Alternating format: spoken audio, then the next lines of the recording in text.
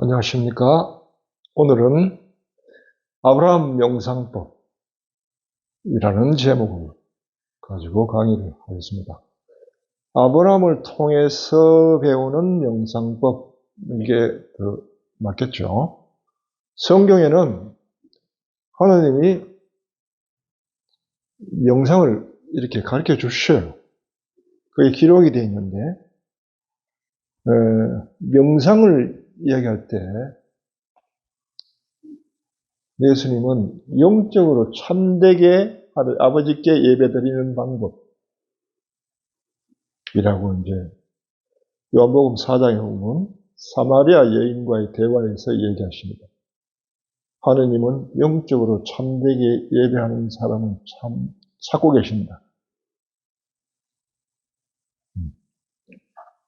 그래서 이 개인 명상, 개인 예배가 곧 명상이다라고 알아들으시면 됩니다. 그 예배가 공동 예배만 있는 게 아니라는 거죠.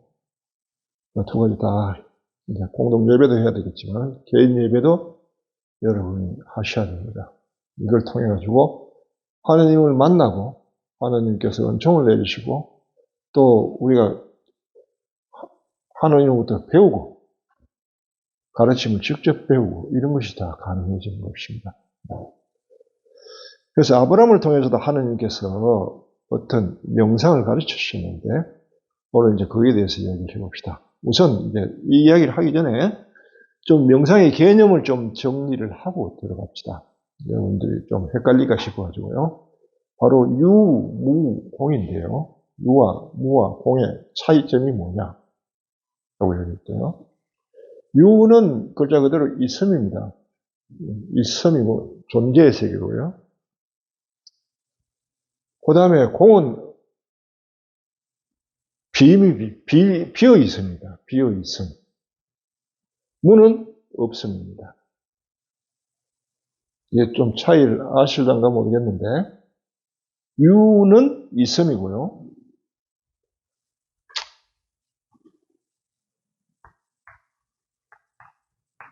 요거는 있음. 무는 이거는 없음.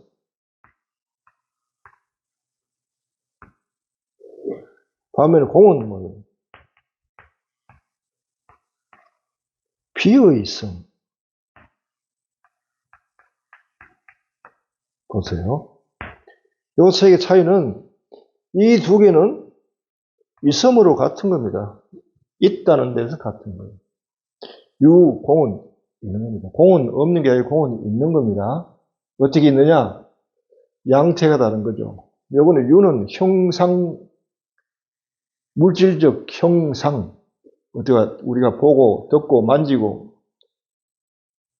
맛보고, 감지할 수 있는 형태로의 있음이고요. 공은 비어 있는 겁니다. 비어 있기 때문에 보거나 듣거나 만지거나 할 수는 없지만은 있는 건 있는 겁니다. 비어 있음. 그런데 공은 있는 겁니다. 유처럼. 다만 양태가 다르다는 거죠. 반대로 무는 뭐예요? 없음이에요. 그런데 무는 없으면 홀로는 이게 성립이 안 됩니다. 뭐가 있다가 없어야 없는 거지. 애당초 없는 것은 아예 의식 자체가 안 되기 때문에. 그래서 유였던 것이 사라질 때 우리는 없어졌네라고 이해되는 거예요. 그때 없음을 경험하는 거예요.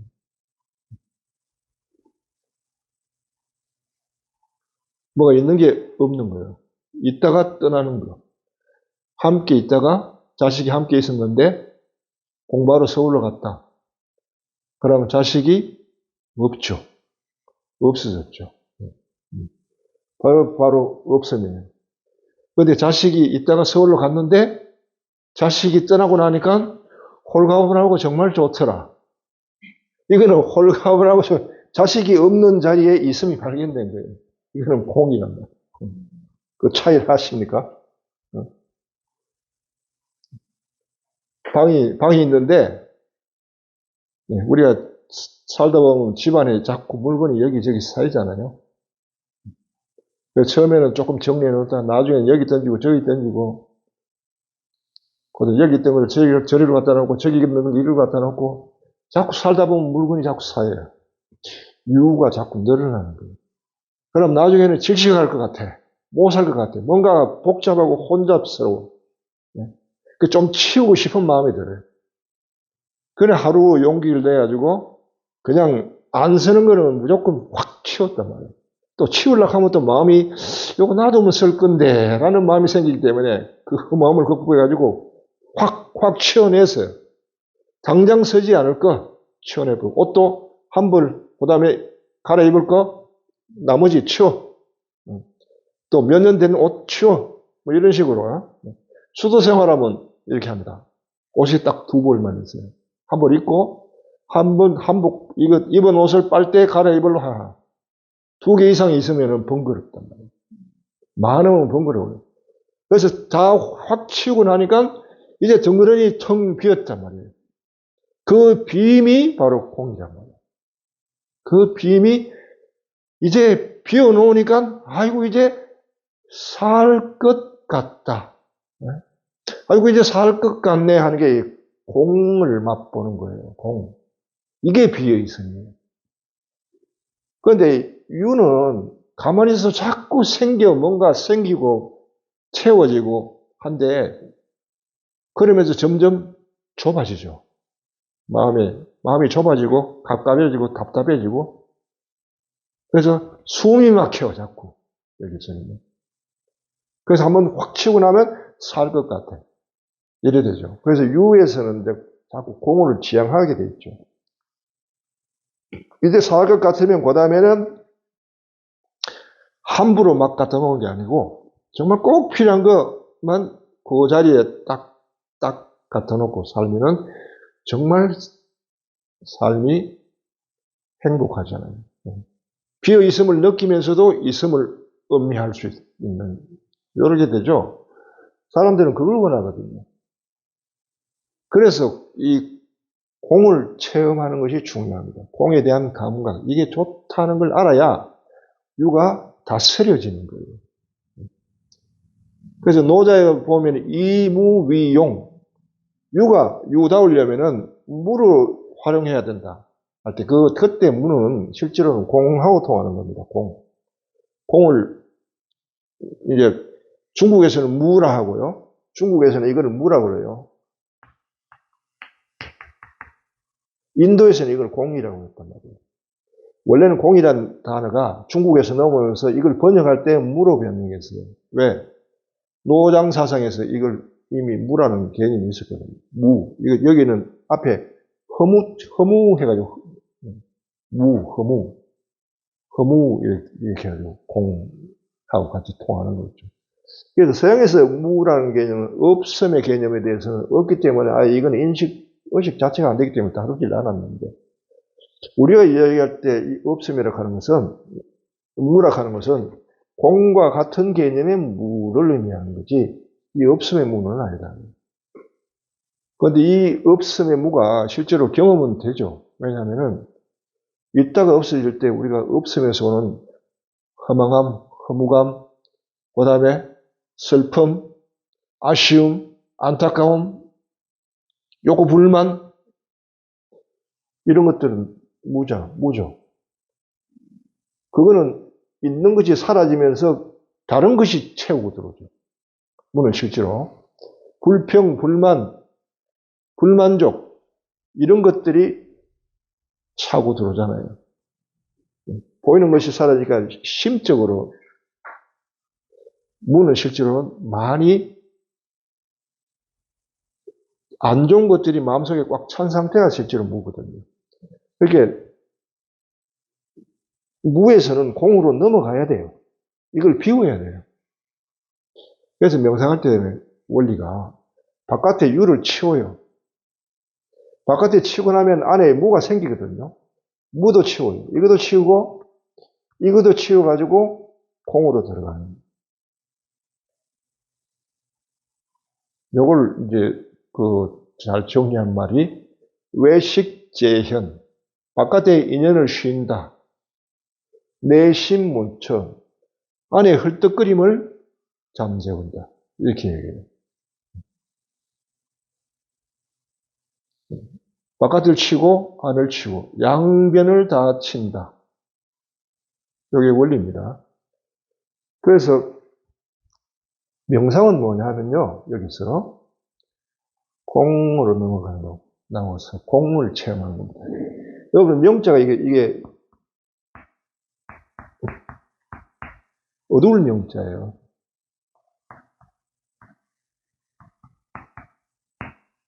생각상자. 생각을 어둡게 한다. 어둡게 한다는 말은 생각을 비운다.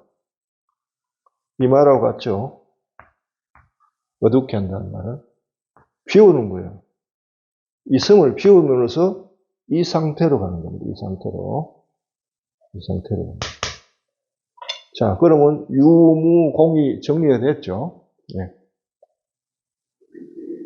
자, 개념을 정리를 이제 좀 해봅시다. 왜 개념을 정리를 하냐면은 인간과 하느님 관계가, 하느님과 인간의 관계가요.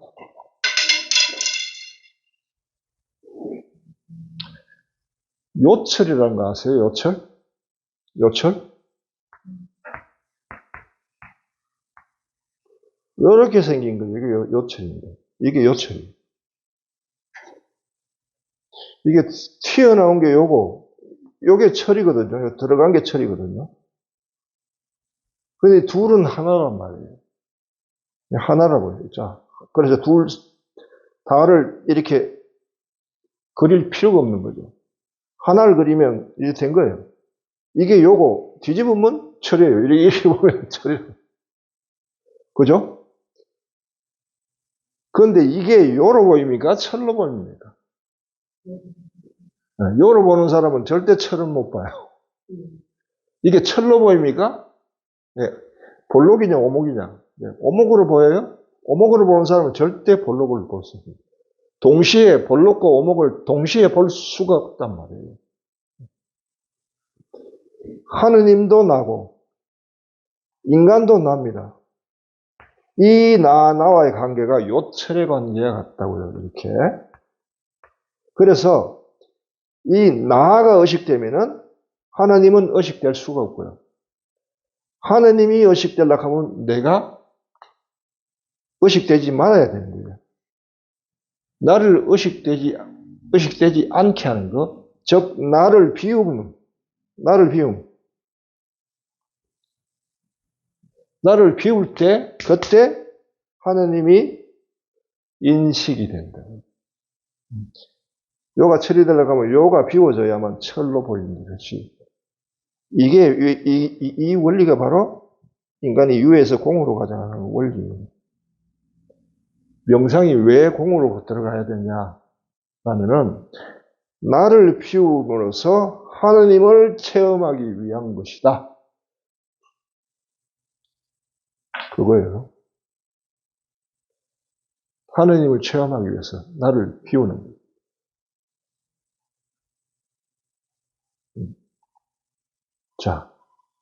자, 이제 개념적인 베이스를 깔았습니다. 이걸 좀 알아야 이제 아브라함의 명상법을 이야기를 해도 여러분들이 이해가 따라오기 때문에 기초적으로 개념을 정리를 해 봤습니다. 하느님께서 아브라함에게 성경에는 이제 길을 떠나라라고 합니다. 맨 처음 원리가 아브라함의 명상법은 우선 어떻게 구성했냐? 세 가지 훈련을 시켰어요. 하느님은. 그리고 하나님의 실전 속에다 집어넣었어요. 우리 군대 훈련해도 훈련 속에서 하는 것은 훈련이죠. 그런데 전쟁이 나면은 실전을 하잖아요. 훈련소에서 배운 거를 실전에서 경험하죠.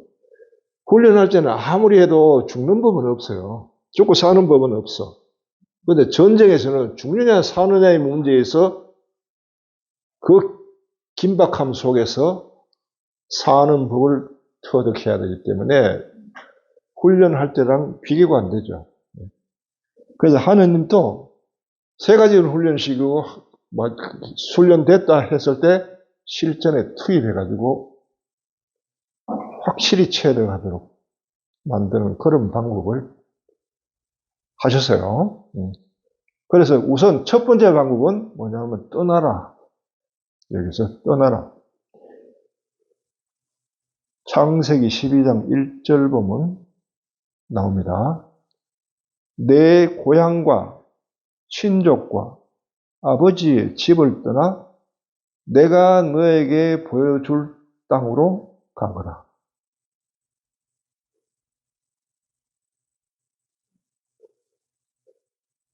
아브라함은 주님께서 이르신 대로 길을 떠났다. 이렇게 됐어요. 떠나라.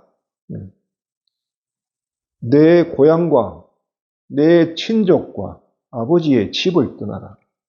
고향과 친족과 아버지의 집은, 고향 집은 뭐예요? 나에게 전부 다 익숙한 거예요. 그리고 내가 안정을 취하고 안식을 누릴 수 있는 거예요. 첫째 원리는 그걸 떠나라는 겁니다. 떠나라.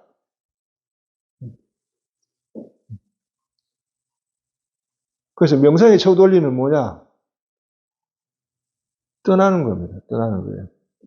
우선 익숙한 환경에서 낯선 환경으로. 그 다음에 안정된 데서 불안 속으로. 낯선 곳에 가면 불안하죠, 아무래도. 확신 속에서 보다 불확신 속으로.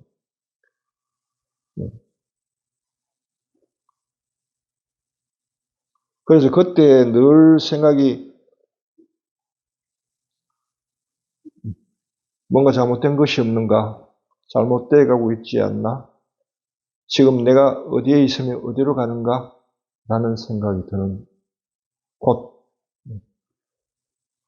그게 바로 공이다, 공. 유에서 공으로 떠나라라고 이야기합니다. 이 속으로 가라는 거예요. 떠나라. 여기는 없어요. 여기는 아버지도 없고 고향도 없고요. 가까운 친지도 없고 친구도 없고 홀로 있습니다. 홀로. 이게 없고요. 홀로.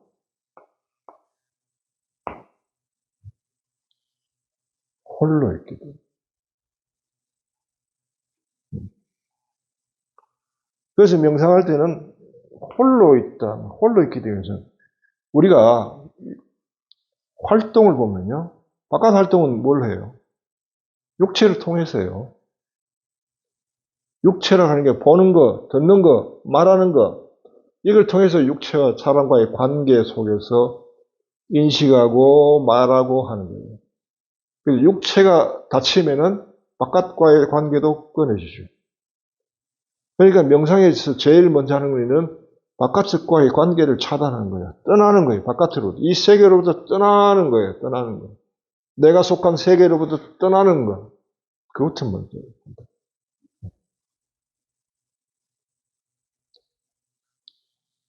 그 다음 떠나면 뭐가 생기나요? 떠나면은? 그냥 떠나면 다 잊어버리나요? 떠나도 고향에 대한 생각, 친지에 대한 생각, 아버지에 대한 그리움, 나그네 길이라고 하는 게 그게 고달픈 길이지 편안한 길은 아니잖아요. 집에 있으면 훨씬 좋지. 길을 떠났는데 그 다음에 가야 되는 목적지도 몰라. 미지의 목적지예요. 내가 여기 보면은 내가 너에게 장차 보여줄 땅으로 떠나라. 못 봤어. 아직 그 땅이 어디인지도 몰라요. 어디 있는지도 모르고 그냥 떠나는 거예요. 그러니까 가는데 내가 지금 제대로 가고 있는지, 내가 쭉 그 길을 가는데 어디쯤 와 있는지 알 수도 없고, 막막하고, 그러면서 가는 거예요. 그런데 내면 속에서는 고양이도 아이고 내가 이 잘못 때려가는 거야. 그러니까 집으로 돌아갈까? 아버지 집에 가면 따뜻하게 지금쯤에는 따뜻한 안방에서 이불 덮고 잠자야 될 시간에 내가 지금 뭘 하고 있냐? 이 추운 데서 떨고 이러고 있네. 이런 생각도 들고 엄마도 생각나고 친구도 생각나고 두고 온 애인도 생각나고 다 생각날 거 아닙니까? 그게 뭐예요? 마음이 있잖아. 마음에. 떠났지만 아직까지 무라는 게 있잖아요. 아까 고향을 버림으로써 이걸 다 버림으로써 오는 마음의 상태. 이것도 이제 같이 치워야 되겠죠.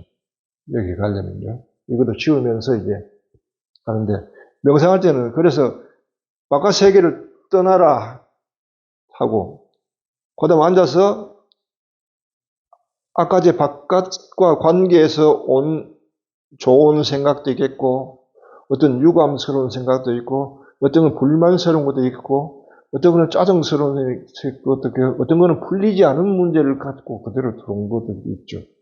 이런 것들을 마음속에서 또 치워야 돼요. 두 가지를 해야 돼요. 그래서 명상할 때는 떠나는데 첫째, 내가 속한 세계에서 떠나고 두 번째, 떠남으로써 생기는 마음 상태로부터 또 떠나야 돼요. 이중적으로 떠나야 돼요. 떠나야 돼요.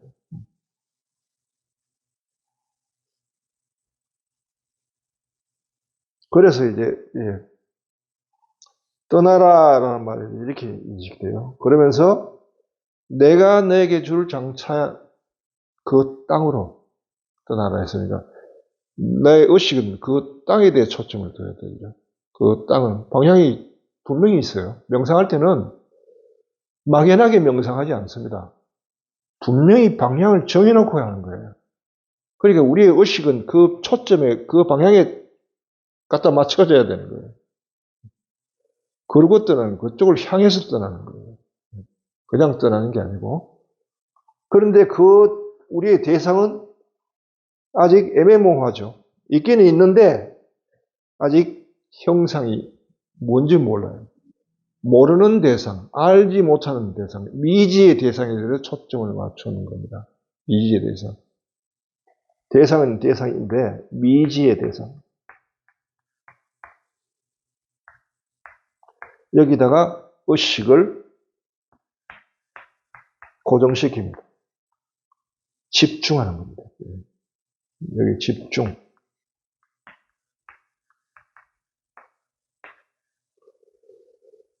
이게 이제 제일 첫째고요, 사실은. 그래서 명상할 때 앉으면은 의식을 먼저 집중하는데 집중하는 대상이 뭐여야 되나 하면은 없지 않은, 뭔지 모르니까요. 미지의 대상에 대해서 초점을 맞춥니다. 내가 미지의 대상에 대해서 초점을 맞춰주는지 어떻게 아냐? 내가 의식을 집중시켜 보면은 집중이 된다는 거예요. 대상이 없이. 대상 없이 집중을 하면 집중이 된단 말이에요, 이게. 여기 어딘지 모르겠지만 여기 될 수도 있고 여기 될 수도 있고. 집중이 된다는 건 뭔가 있기 때문에 된다는 거예요. 아무것도 없는 데는 의식이 집중이 할 수가 없어요. 뭔가 있기 때문에 의식이 모아지는 거예요. 의식이 모아진다는 거죠. 그러나 뭔지 이야기할 수는 없는 대상에 대해서 집중시켜 놓습니다. 요거를 명상에서는 맨 처음 하는 건데요. 불 켜기, 형광등 켜기라고 있죠.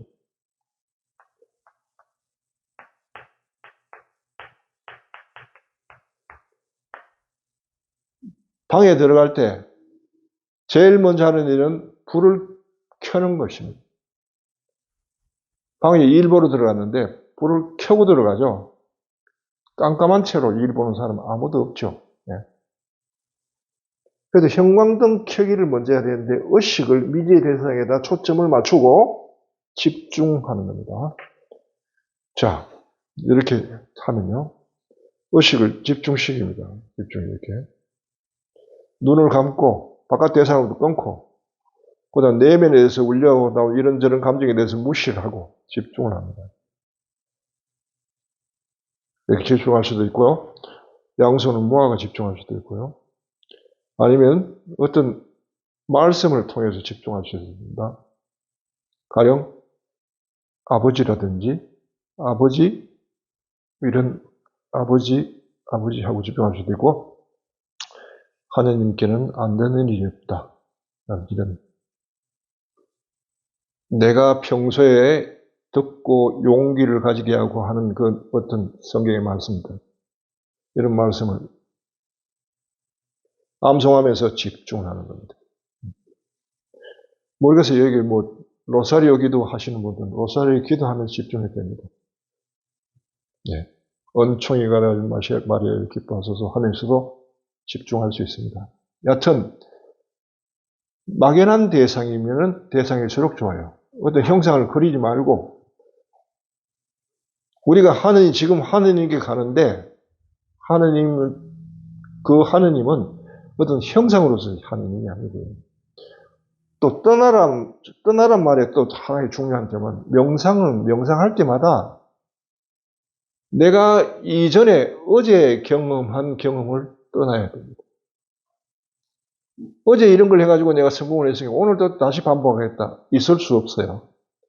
어제 내가 하느님을 경험했으니까 오늘 또 그 하느님을 추구한다. 그것도 안 됩니다. 매번 떠나야 돼요. 그것도 떠나야 돼요. 내가 오늘 만나는 하느님은 전혀 새로운 하느님. 그분께 향한다. 어제 과거의 속에 있는 하느님이 아니라 지금 생생하게 살아계시는 현존하시는 하나님께 초점을 맞춘다. 이런 생각을 해야 돼요. 자기의 기억으로부터 떠나야 되고 자기의 경험으로부터 떠나야 돼요. 그러면서 초점을 맞추고 집중하면서 계속 집중하면서 있게 되는 거죠. 자, 첫 번째가 이제 떠나라는 가르침이고요. 그리고 아브라함은 거기에 따라서 떠났습니다. 아브라함은 굉장히 믿음이 출중하신 분이기 때문에 떠나라 할 때 자기 내면의 소리였죠. 사실은 지금은 우리가 하느님이 아브라함을 방문했다 이렇게 이야기하지만 아브라함의 입장에서 한번 생각해 보십시오. 그때는 성경도 없었고 하느님도 몰랐던 시절입니다. 오직 하나 아브라함 내면 속에서 울려나는 음성이 있었고요. 때가 됐다 떠나라. 내가 너에게 보여줄 땅으로 떠나라는 그 음성 소리에 따라서 떠난 겁니다. 아브라함. 이거는 정말 믿음이 있는 사람에게만 일어나는 일이에요. 그러나 믿음이 그렇게 아브라함만큼 강하지 않은 사람에게는 떠나라라는 한다고 해가지고 금방 떠나지는 않거든요. 사람들은. 아니, 저 좀 이따가 갈게요. 아니면 내가 여기 있는 게 좋은데 이걸 버리고 또 가야 됩니까? 이런 불만이 있기 때문에 그 집착이 없을 수가 없어요. 이거와 이제 연관되는 두 번째 방법이 있는데 그거는 중심을 비워라. 두 번째 방법은요.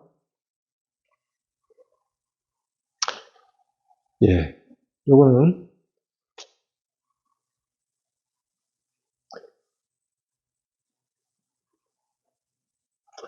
창세기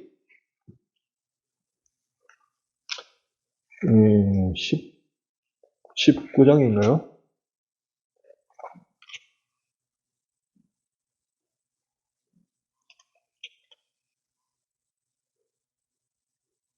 네, 17장입니다. 창세기 17장에 보면은 하느님께서 아브라함에 나타나십니다. 그때는 아직까지 아브람이었습니다. 아브라함이 아니고 아직까지는 아버지로부터 받은 이름을 쓰고 있죠. 아브라함은 하느님이 주신 이름입니다. 나타나시면서 이렇게 이야기했어요. 나는 전능한 하느님이다. 너는 내 앞에서 살면서 흠없는 자가 되어라. 그러면서 너와 나 사이에 계약을 맺겠다 하고 얘기하면서 더 이상 너는 아브라함이 아니라 아브라함이라 부를 것이다 라고 얘기했어요. 이거는 우리가 하느님이 부르신 땅, 아까 얘기했죠. 유의 세계에서, 성경에서는 유와 공을 뭐라고 그러냐면, 이거를 도시라고 그래요. 이걸 광야라고 그래요. 도시에서 광야로 불러내. 이스라엘 보면 요르단강을 배경으로 이렇게 돼 있죠. 요르단강을 이렇게 흐르잖아요. 이쪽은 예루살렘이라는 도시고요. 이쪽은 광야입니다. 네. 세례자 요한은 광야의 사람이었어요. 네. 여기에서 나와서 이 강에서 세례를 주고 했죠. 네. 이쪽 속에 속하는 사람. 세례자 요한은 이쪽에 속하지 않는 사람. 광야는 하느님의 땅이고요. 하느님에 의해서만 살아갈 수 있는 땅입니다. 인간은 여기서 아무것도 할 수 없어요. 아무것도 불모지니까. 그래서 도시는 인간의 땅이고요. 사람들 도시 생활하다가 광야로 이제 벗어나기를 원하죠. 아까 얘기한 대로 이건 유의 세계, 여기는 공의 세계이기 때문에. 빔을 아는 사람들은 이걸 자꾸 추구를 하잖아요. 그런데 왔다 갔다. 여러분 일상생활하면 여기 사다가 어느 때 되면은 이거 어디 훌쩍 떠나가지고 좀 어디 피정집이라도 하고 싶다 할 때는 이 마음이 일어나는 거죠.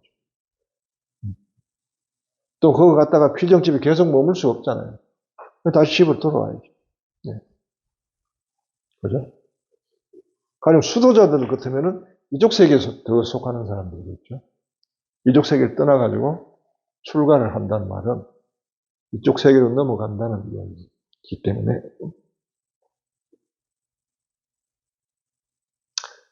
예. 그래서 두 번째는 하느님께서 흠없이 살아라. 나의 현존 안에서 머물러라. 그리고 완전해져라. 이렇게 이 주문을 하십니다. 이렇게 하면서 그 방법으로 할례를 주장하시죠. 할례를 요구하십니다. 중심을 비운다는 뜻입니다. 할례라는 게 뭐예요? 남자들 중에 남자의 할례를 하는 거죠. 남자의 중심이에요. 곧 너희 가운데 남자가 할례를 받을 것이다. 너희는 포피를 베어 할례를 받아야 한다. 이것이 나와 너희 사이에 세우는 계약의 징표다. 잘라낸다는 거예요. 중심을 자른다는 거예요. 중심은 뭐냐면 나에게 가장 소중한 것, 가장 중요한 것. 가장 소중한 게 여러분의 자식일 수도 있고요. 여러분의 건강일 수도 있고, 여러분의 재산일 수도 있고, 사회적 지위나 신분일 수도 있습니다. 그거를 잘라낸다는 뜻이에요. 그 뜻은 동시에 계약은 뭐냐 하면 중심은 나다. 하나님께서 너희의 중심은 나여야지 나 이외에 다른 중심이 있을 수 없다. 그겁니다. 그래서 네가 네 자신의 중심을 잘라란 말은 나를 너의 중심을 받아들이라는 뜻이에요. 그런데 이게 출애굽기 보면 나오는데 봅시다.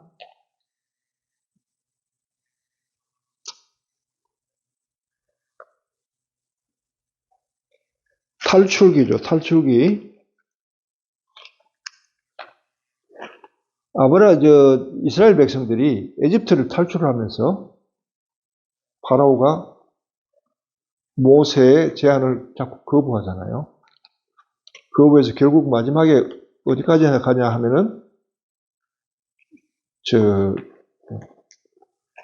이집트 사람들의 마다들과 짐승의 맛배는 다 죽여버리죠. 이게 할례에 해당하는 겁니다. 그들이 고집을 피웠기 때문에, 파라오가 고집을 부렸기 때문에 중심을 쳐버렸다. 나오는데요.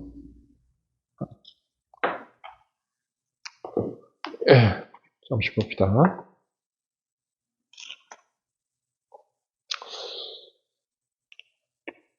탈출기 13장 11절부터 16절까지 나오는데요. 3장 13절 1절부터 봅시다. 주님께서 모세에게 이르셨다. 이스라엘 자손들 가운데서 맏아들 곧 태를 맨 먼저 열고 나온 첫 아들은 모두 나에게 봉헌하여라. 사람뿐만 아니라 짐승의 맏배도 내 것이다. 이 말은 뭐냐면은 내가 원할 때 항상 내 것을 요구할 수 있다는 뜻입니다. 여러분이 만일 그리스도인이라면은 여러분 가운데 가장 중요한 것은 하나님의 몫이고 그 자리는 하나님의 차지가 되는 거예요. 언제든지 어느 때든지 하나님은 우리한테 통보할 필요도 없이 그걸 가져가신다는 거예요. 요구를 하신다는 거예요. 내게 중요한 게 건강이라면 하나님이 건강을 가져왔어요. 그럼 내가 병이 나요. 열심히 믿는데 왜 나한테 병이 나죠? 알아들으세요. 하나님이 당신 것을 가지고 가셨다는 거예요. 집안에 열심히 잘 돌아가다 사업이 망했다. 하나님이 당신 것을 가지고 가셨다는 걸 알아들으라는 뜻이에요. 그러면서 이 밑에 보면 이런 이야기가 있어요. 뒷날 너희 아들들이 왜 그렇게 하십니까? 이거는 맏배를 모두 나에게 대속물로 바치라는 거예요. 왜 그렇게 해야 됩니까? 하고 물으면은 이렇게 대답하라. 주님께서 강한 손으로 이집트에서 곧 종살이하던 집에서 우리를 이끌어내셨다. 그때 파라오가 우리를 내보내지 않으려고 고집을 부렸으므로 주님께서 사람의 맏아들로부터 짐승의 맏배까지 이집트 땅에서 처음 난 것들은 모조리 죽이셨다. 그래서 나는 태를 맨 먼저 열고 나온 수컷을 모두 주님께 바친다.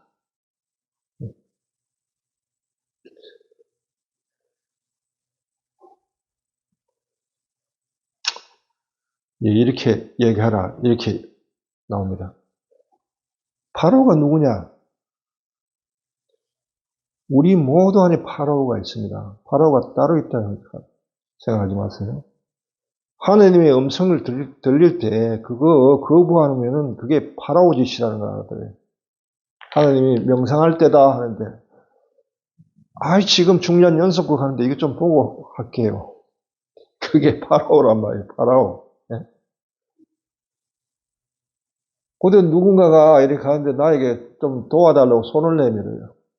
그거 거부하는 거. 그것도 고집입니다. 하느님의 요구가 올 때, 하느님의 음성을 들을 때 너희 마음을 완고하게 가지지 마라. 빨리 알아차리고 거기에 응답할 줄 알아. 이게 아브라함이에요. 반면에 파라오는 고집을 부려요. 지 것을 주장하고 지 것을 빼앗기는 걸 싫어하고 미적거리고 결국은 들어줄 것을 끝내 어리석게 미적거리다가 아들만 잃었죠.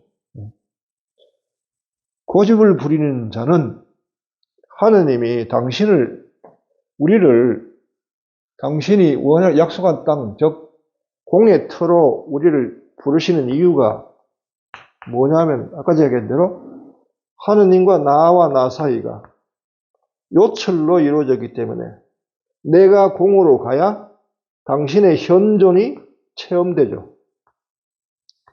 현존이 체험돼야 현존 안에 여기 보세요. 현존 안에 머물 수 있는 삶이 가능해지는 겁니다.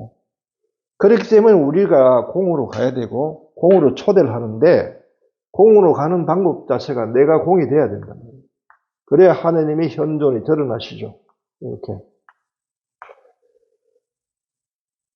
아브라함처럼 떠나라 할 때 잘 떠나는 자식이 있는 반면에 떠나라 하는데도 미적거리고 끝끝내 말 안 들고 지 고집을 피우는 자식도 있다는 거예요. 그럴 때 잘 말 듣는 자식은 스스로 공으로 가기 때문에 별 탈이 안 나요. 그런데 고집 부리는 놈은 꼭 탈이 난다고. 그렇다고 하느님이 당신이 뜻을 접으시진 않는 거예요. 공을 보내버려요. 어떤 식으로요? 나에게 가장 소중한 것을 뺏어버려요. 그러면 하루아침에 내가 위에서 공으로 그냥 곤두박질 치는 거예요. 상황 자체를, 실존 자체를 만들어 놔버리는 거예요. 그런 상황이 온다고요. 우리 안에 파라오가 있으면 그렇게 된다는 거예요. 그래서 여기서도 마찬가지로 스스로 중심을 비워라. 중심을 비워라. 그런데 이렇게 하느님께서 그렇게 만들어 주셔도 스스로 하지 않았기 때문에 당시 아까 이제 무가 발생한다 했죠. 무는 항상 심리 상태라는 거예요. 빼앗긴 심리 상태. 있던 게 없어진 심리 상태. 항상 이거는 실제 하는 게 아니고 심리 상태라. 마음의 상태가 무를 경험할 때 있다가 없어지니까요. 위에서 무로 갔기 때문에 없어진 것에 대해서 욕구, 불만, 불평, 불만족 이런 마음이 있잖아요. 출애굽기 보면은 이집트에서 종살이하고 있던 백성들을 떠나라 했어요. 떠나라. 이스라엘 백성에서는 떠나라. 저기 떠나라. 파라오에게는 내보내라. 이렇게 하셨어요. 그래서 이 나왔죠. 어디로요? 이 유의 세계에서 공의 세계로 나온 겁니다.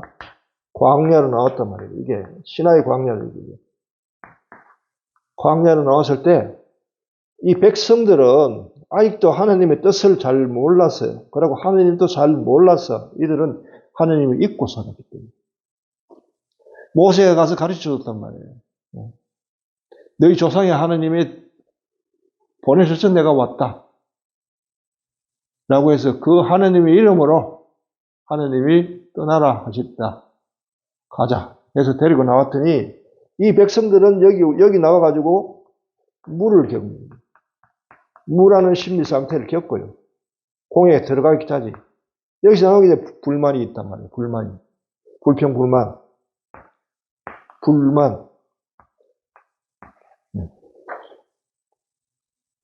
불평, 불만, 의심. 여러 개 있는데 출애굽기 15장 가면 나옵니다. 15장 17장 15장 24절을 보면요. 모세가 이스라엘을 갈대아 바다에서 떠나게 하니 그들은 수르 광야에 이르렀다. 광야에서 사흘 동안 걸었는데도 그들은 물을 찾지 못했다.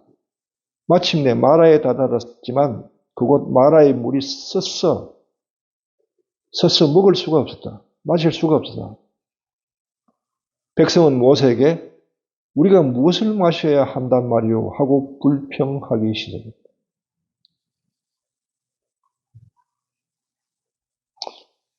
그 다음 16장 3절 보면요. 이스라엘 자손들이 말하였다.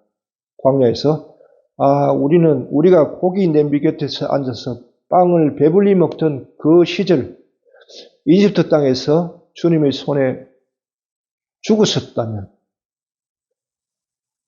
죽었더라면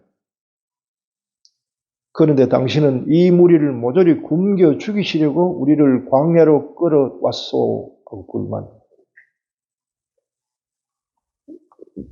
백성은 물을 겪었다. 종살이 거기에서 그냥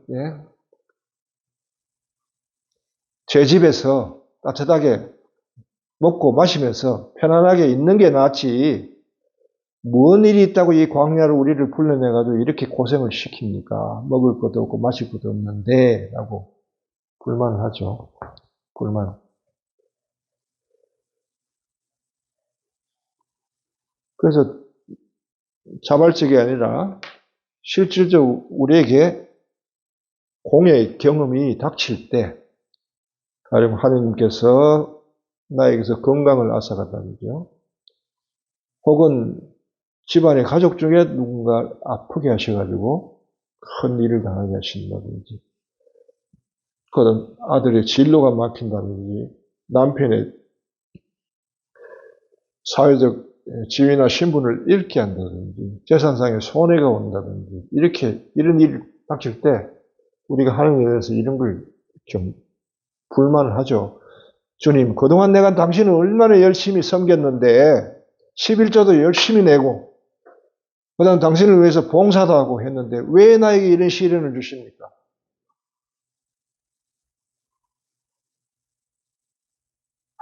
하느님이 이렇게 얘기해요.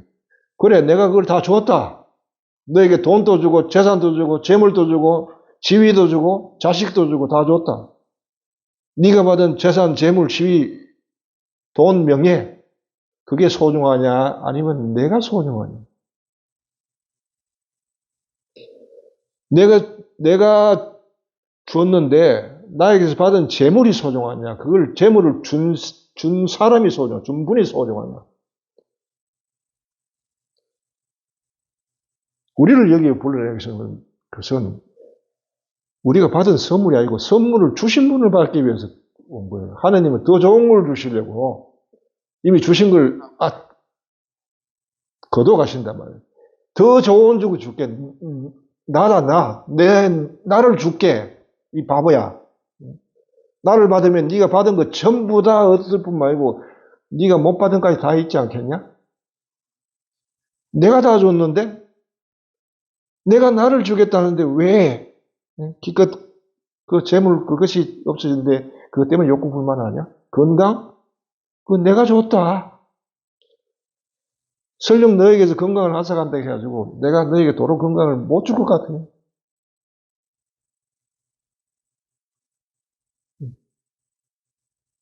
그런 거죠. 하나님께서 우리를 공으로 쳐다니죠.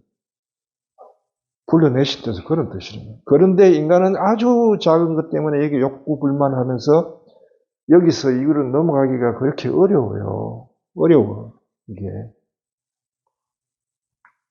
이게 가장 필요한 게 뭐냐 하면 믿음이 필요한데, 여기.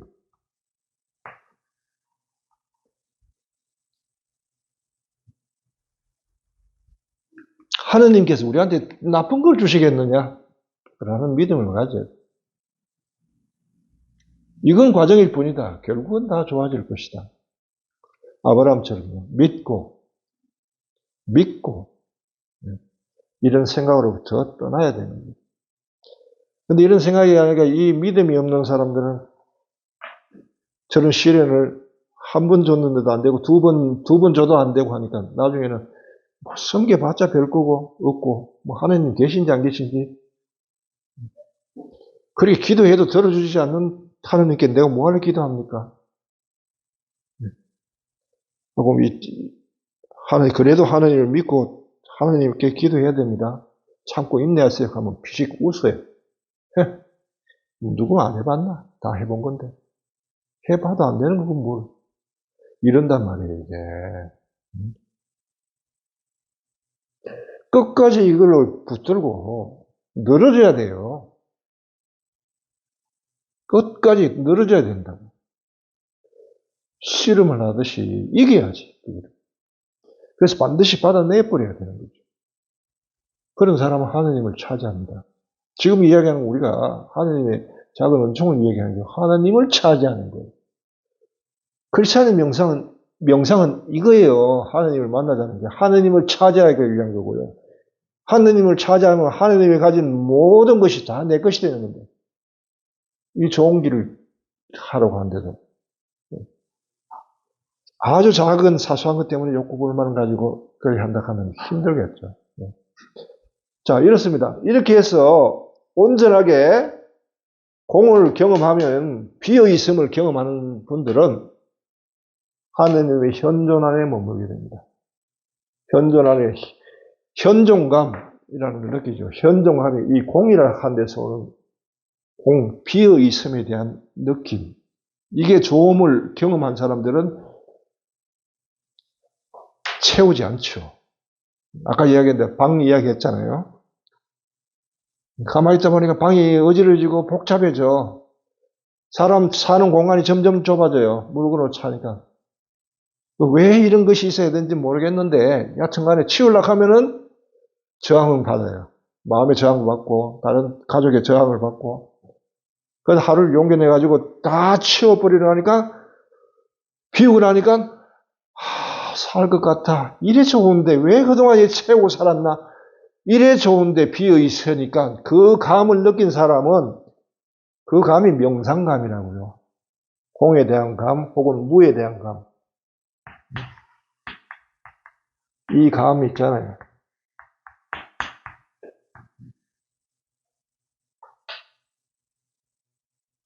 그리고 그걸 자기 속으로 적용시켜 보세요. 욕구를 비우고, 감정, 기억을 비우고, 생각을 비워요. 알지도 못한 생각을 왜 그렇게 가지고 있으려고 붙들고 있으려고. 버려버리라고. 비워버려요. 비워버리고 되면은 빈 것이 얼마나 좋은지를 알게 되고 빈 거기에 머물 수 있게 되죠. 그게 명상의 바로 이거예요. 나의 현존 안에 머물러라는 뜻입니다. 나의 현존 안에 머물러라. 여기에 머물고 있으면은 그 다음 저절로 완전해지는 거예요. 저 안에는 하느님의 전지전능함이 있어요. 그래서 어떤 문제든지 저 안에 저기 머물면은 즉각 해결돼요. 어떤 질문이 있으면 질문에 대한 답이 나오고, 그 다음 내가 지금 알아진 거, 그것이 무엇이나 파악이 되고, 내가 지금 잘하고 있는지 못하고 있는지, 어떻게 가야 되는지도 알아요. 누구의 가르침도 필요 없어요. 저절로 알아요. 여기에. 그 안에 스승이 계신다. 그 스승이 이끌어주는 대로 가기 때문에 완전해질 수밖에 없죠. 이것이 아브라함의 명상 방법이에요. 그래서 내 떠나라. 중심을 비워라. 그리고 나의 현존 안에 머물러라. 그러면 완전해질 것이다. 라는 것입니다. 그런데 하느님은 이렇게만 가르치지 않았어요. 이렇게 충분히 가르쳤다고 생각했죠. 이렇게 충분히 배우기까지 아브라함은 몇 년 걸렸냐? 100년 걸렸어요. 100살 때. 여러분 나이가 얼마 되죠? 아브라함만큼 나이 많은 사람이 있어요? 여러분은 아직 멀었어요. 아직 배워야 될 때요. 100살쯤 될 때 하느님이 네 이제 제대로 배웠지? 어디 한번 실전 한번 해보자. 하고 정말 심각한 일을 아브라함에 요구합니다. 아브라함아, 오늘 하느님이 부르셨어요. 아브라함아, 예. 너 아들 있지? 너 외아들 말이야. 예, 있죠, 이삭. 당신께 주신 아들이 있지 않습니까? 그래. 그 아이가 너의 맏배지. 예. 맞이지? 예. 맞이는 누구 거니? 예, 하느님 거죠. 그래, 그 아들을 바쳐라. 너의 아들을 모략산으로 가가지고 그 산꼭대기에서 번제물로 나에게 바쳐라. 라고 요구한 거예요. 이론적으로는 맞죠. 하느님이 맞이는 다 당신 거라 했으니까. 그 이의는 없는데 속으로는 이의가 없지 않잖아요, 이게. 예? 그 따를 때 전에 그냥 떠나면 되는데 지금은 자식을 죽여야 되는데 번제라 하는 게 뭡니까? 재물을 죽여야 되잖아요. 아들을 아버지가 죽여야 됩니다. 그리고 태워 바쳐야 돼요. 살라 바쳐야 돼요. 그걸 해야 되니까 그 끔찍스러울 뿐만 아니고 아들을 어떻게 보고 어떻게 죽입니까? 네. 이걸 요구하시는 거예요. 아브라함은 자식을 데리고 산에 올라가요. 자식이 중간에 묻습니다. 아버지, 장작도 있고 불도 있는데 재물이 어디 있습니까? 말을 못해요. 아브라함. 재물은 하나님께서 마련하신단다. 그렇지. 하나님께서 마련했죠. 마지는 내 거라 했으니까. 네 마지는 내 재물이다 했으니까. 차마 산에 올라가가지고 아들을 보니까 아들이 쳐다보면 아버지를 쳐다보고 있는데 어떻게 해요? 눈을 가리고 칼로 죽이려고 이러는 순간에 하나님 천사를 보내 말립니다. 안 된다, 아브라함아. 그 아이 손끝도 대지 마라. 됐다. 네가 얼마나 내 말을 따르고 네가 배운 대로 이렇게 실천하는지, 너희 믿음이 어떤지를 내가 봤다. 이제 그만하면 됐다. 그에 손대지 마라. 대신에 그 아이 대신에 다른 재물을 이제 보여주시죠. 그게 눈을 됩니다. 덤불에 걸려가지고 허우적대는 어린 양의 보입니다. 저거를 제물로 바쳐라. 그 어린 양이 누굴까요? 덤불에 걸려 허우적대는 인간의 속죄 대속물로 바쳐진, 그분이 예수 그리스도죠. 상징적으로 나옵니다. 예수님은 그때 아브라함을 보고, 요한복음 보면 그렇죠. 아브라함은 나의 날을 봤다. 라고 나옵니다. 그러자 군중들이, 아니 당신이 아브라함만큼 나이가 많단 말이오. 미친 사람 아니오 하고 돌로 치려고까지 했죠. 그때 아브라함은 봤습니다. 구세주를 봤더니 죽을 아들을 대신하는 대속물을 본 거예요. 자, 이게 실전인데요. 실전을 하면서 정말 저거를 체득하게 만드는 거예요. 뼈에 사무치도록. 그냥 배워서 끝나는 게 아니고 그렇게 만듭니다. 다음 시간에는 이 원리에 따라서 이것이 다른 사람에게 어떻게 적용되는가를 또 다른 예를 가지고 한번 얘기해 봅시다. 오늘 여기까지 하겠습니다.